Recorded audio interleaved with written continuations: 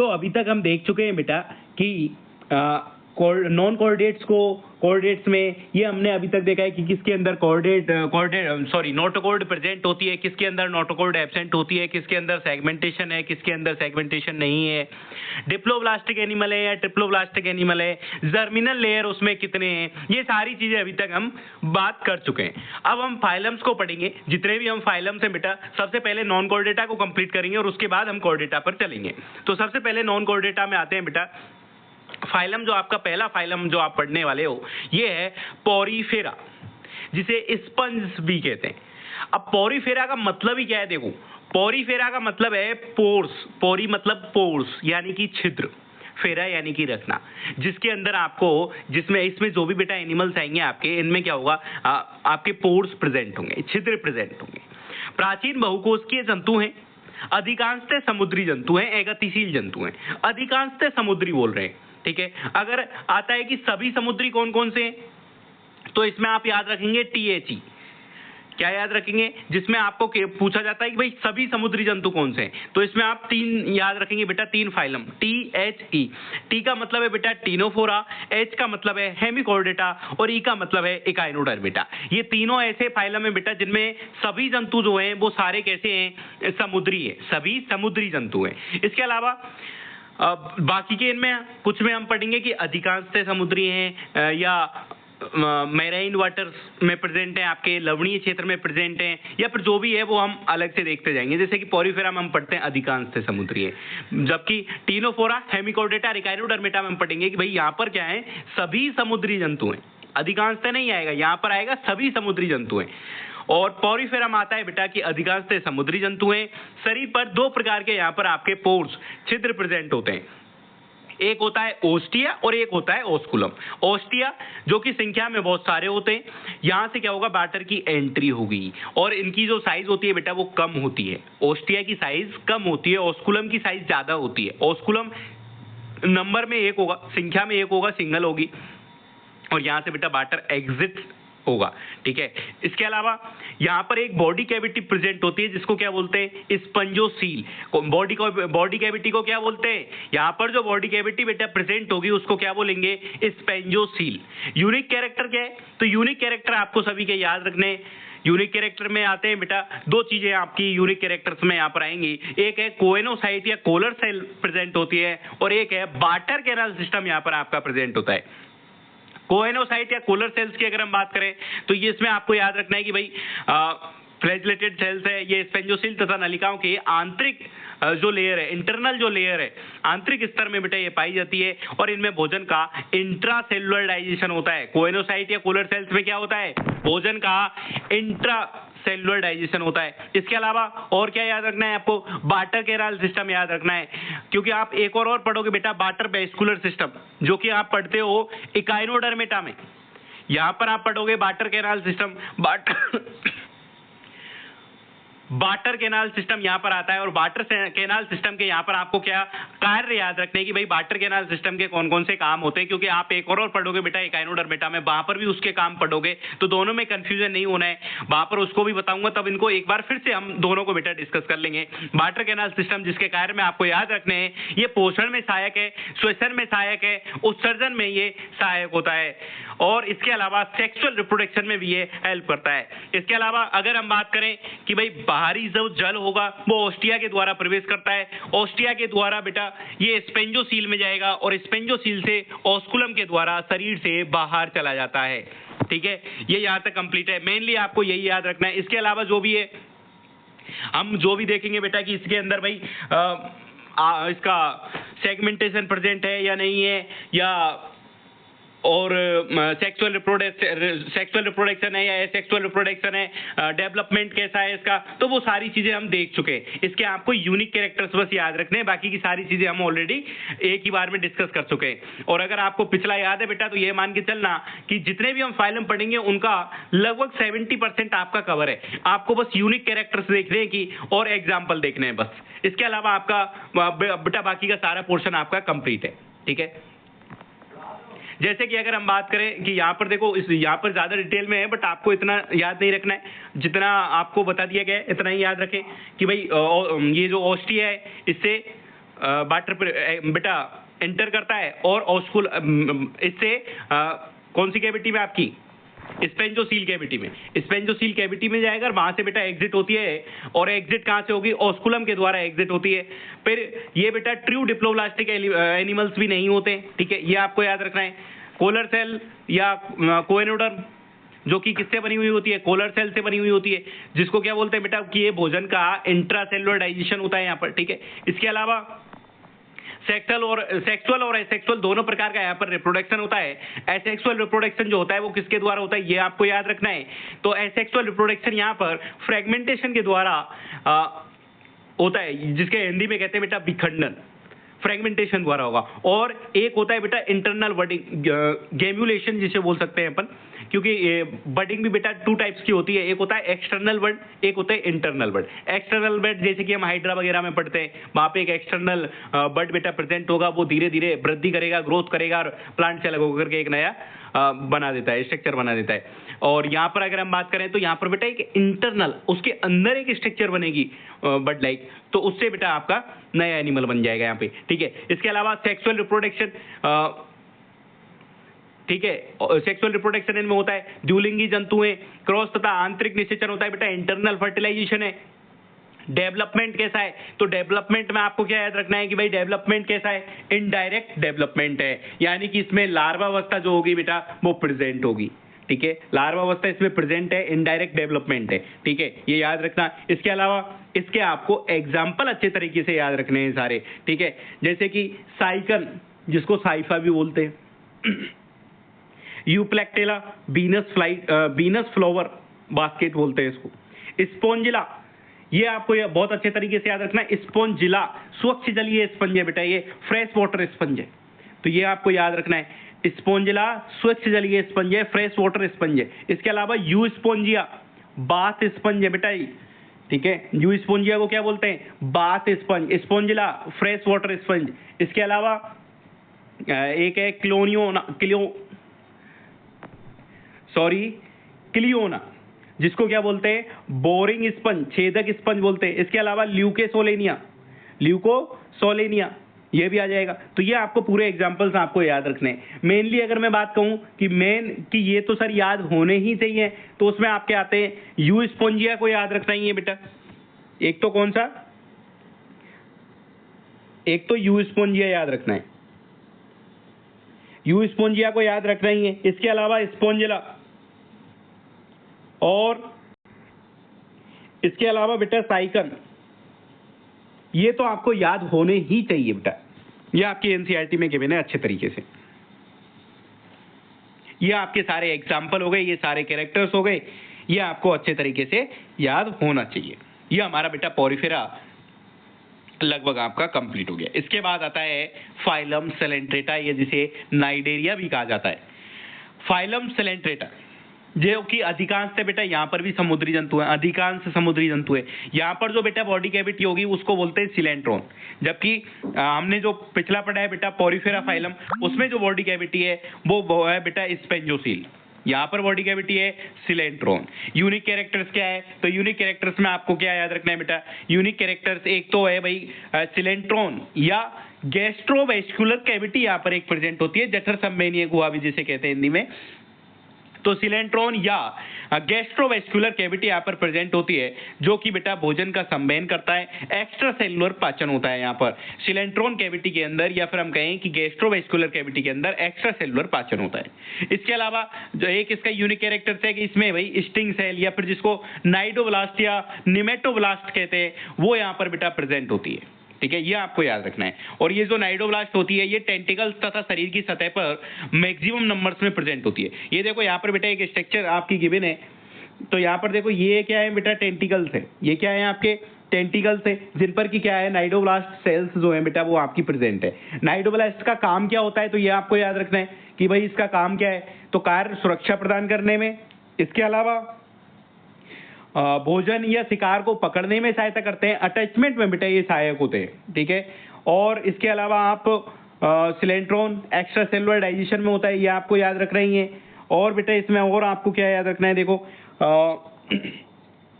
Tentacles कितने होते हैं, तो अगर नंबर्स की बात करें तो टेंटिकल्स 6 से लेकर के 10 तक होते हैं बेटा। लोकोमोशन में ये सहायक होते हैं, फीडिंग में सहायक होते हैं, ठीक है। और आपको बस इतना ही याद रखना है, ज़्यादा याद नहीं रखना है इसमें, ठीक है। बाकी का अगर आपको पढ़ना है तो बेटा पीडीएफ में आप लोगों के साथ शेयर कर दूंगा, ठीक है। ये पीडीएफ आपको मिल जाएगी, आप पीडीएफ से बेटा इस कंप्लीट को समझ सकते हैं, इसको प्रोसेस को। लेकिन पूरा मैं इसलिए नहीं समझा रहा हूँ क्योंकि बेटा आपके सिलेबस में ज़्यादा नहीं है, ठीक है। तो जितना है उतना मैं आपको बता रहा हूँ। इसके अलावा ये जो जंतु होते हैं ये 2 रूपों में आपके प्रेजेंट होंगे, एक होता है पॉलिप और एक होता है बेटा मेड्यूसा। पॉलिप जिसमें बेलनाकार स्ट्रक्चर होती है, इसकी बेलनाकार संरचना है, जबकि जो मेड्यूसा है वो बेटा अम्ब्रेला लाइक स्ट्रक्चर होती है, अम्ब्रेला छाते के समान बेटा इसकी स्ट्रक्चर होती है। इसके अलावा पॉलिप जो होता है वो अगतिशील है और कॉलोनियल है, जबकि जो मेडुसा है वो गतिशील है और सिंगल है, एकल है, कॉलोनी नहीं बना रहा है, ठीक है। यहाँ पर कॉलोनी है बेटा, कॉलोनियल है ये। इसके अलावा जो पॉलिप होता है बेटा, ये इसमें माउथ और जो टेंटिकल्स होते हैं वो ऊपर की तरफ होते हैं। देखो डायग्राम आपको दिख ही रहा है, ये एडेम्शिया का डायग्राम है। तो यहाँ पर क्या है, माउथ और टेंटिकल्स कहाँ पर है बेटा, ऊपर की तरफ है। जबकि आप इसको देखो बेटा ओरेलिया, ये ओरेलिया का डायग्राम है, इसमें क्या है, माउथ तथा टेंटिकल्स नीचे की तरफ है।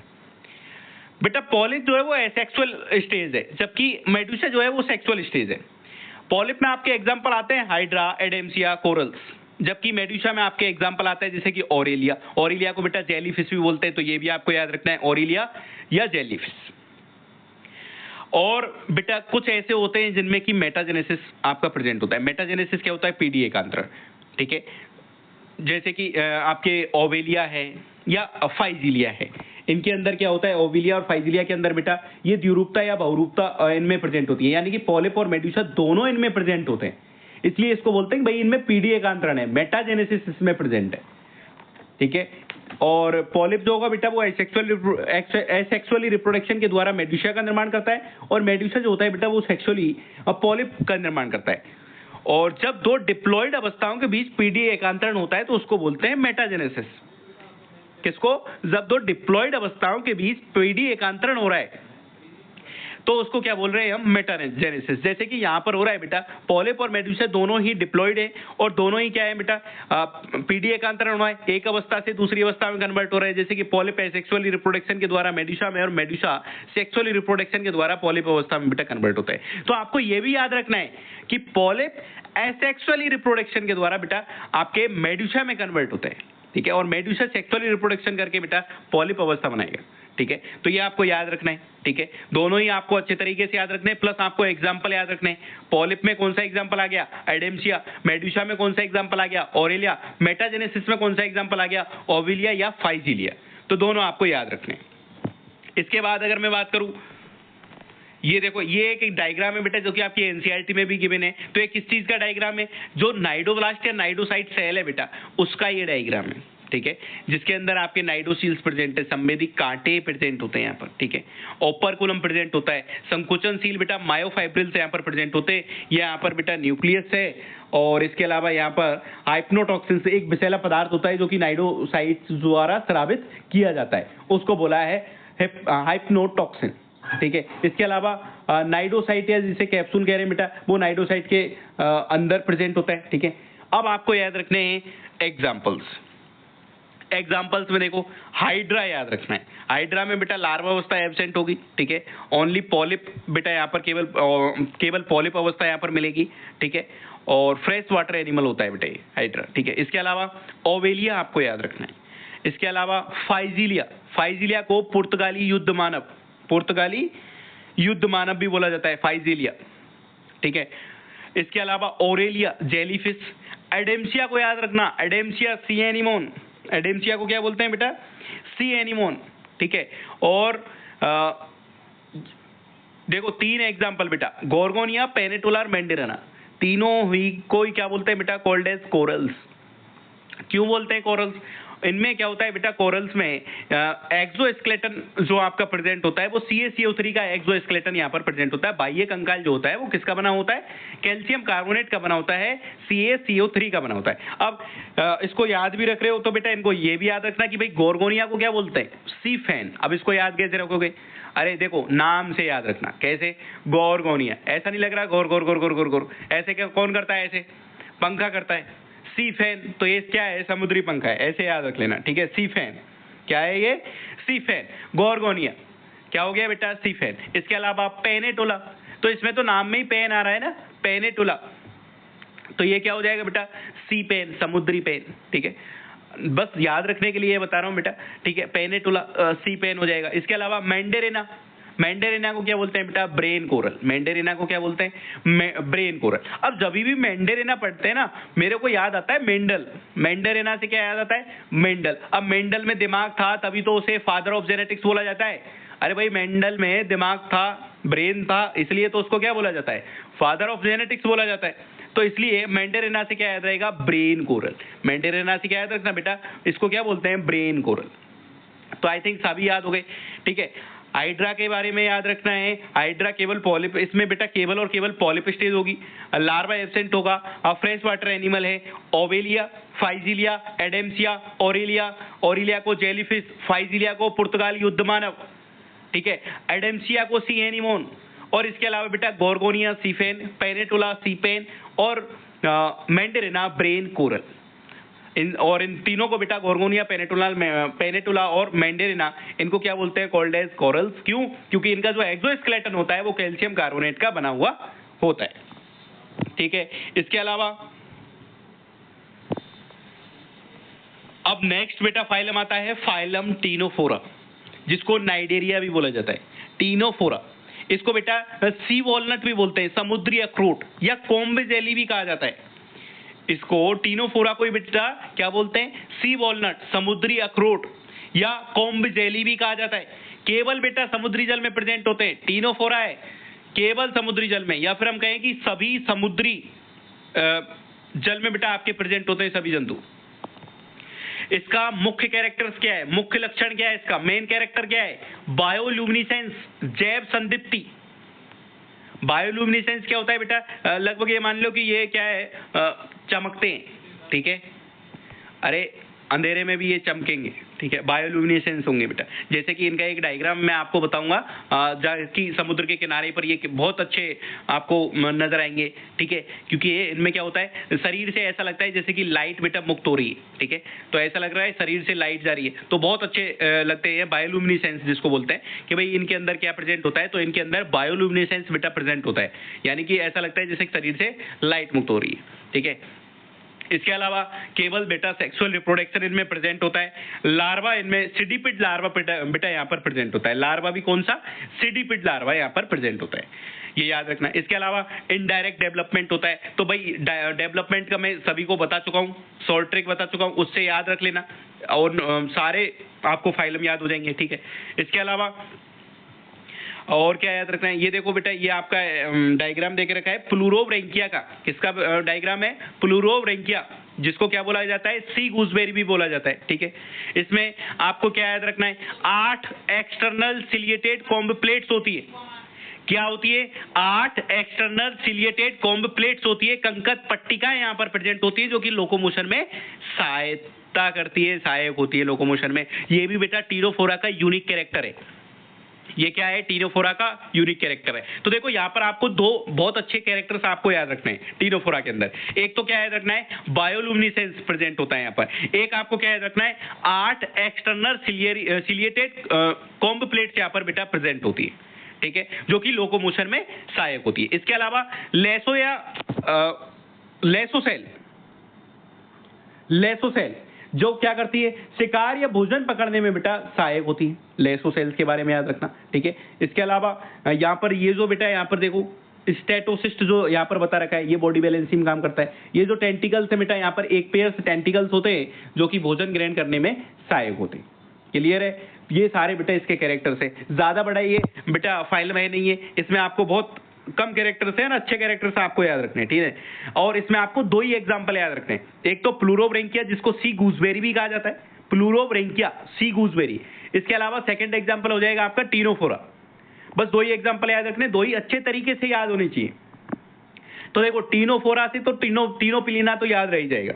टीनोफोरा फाइलम है, तो टीनोफोरा फाइलम से क्या याद रह जाएगा, टीनोपिलीना, ठीक है। इसके अलावा एक ही आपको याद रखना है, कौन सा, प्लूरोब्रैंकिया, जिसे क्या बोला जाता है, सी गूसबेरी भी कहा जाता है। अच्छा, टीनोफोरा को ये याद रखना है, सी वॉलनट कहते हैं, कॉम जेली भी कहा जाता है, केवल समुद्री जल में पाए जाते हैं, या फिर हम कहें विशेष रूप से समुद्री रूप में जल में बेटा ये आपके प्रेजेंट होते हैं। और दो कैरेक्टर्स आपको याद रखने मेनली, एक तो बायोल्यूमिनेसेंस और एक इसमें 8 एक्सटर्नल, बेटा 8 एक्सटर्नल सिलिएटेड कॉम्ब प्लेट्स यहाँ पर प्रेजेंट होती हैं, जो कि लोकोमोशन में हेल्प करती हैं। ठीक है। इसके अलावा नेक्स्ट फाइलम है बेटा प्लेटे एल्मंथीज।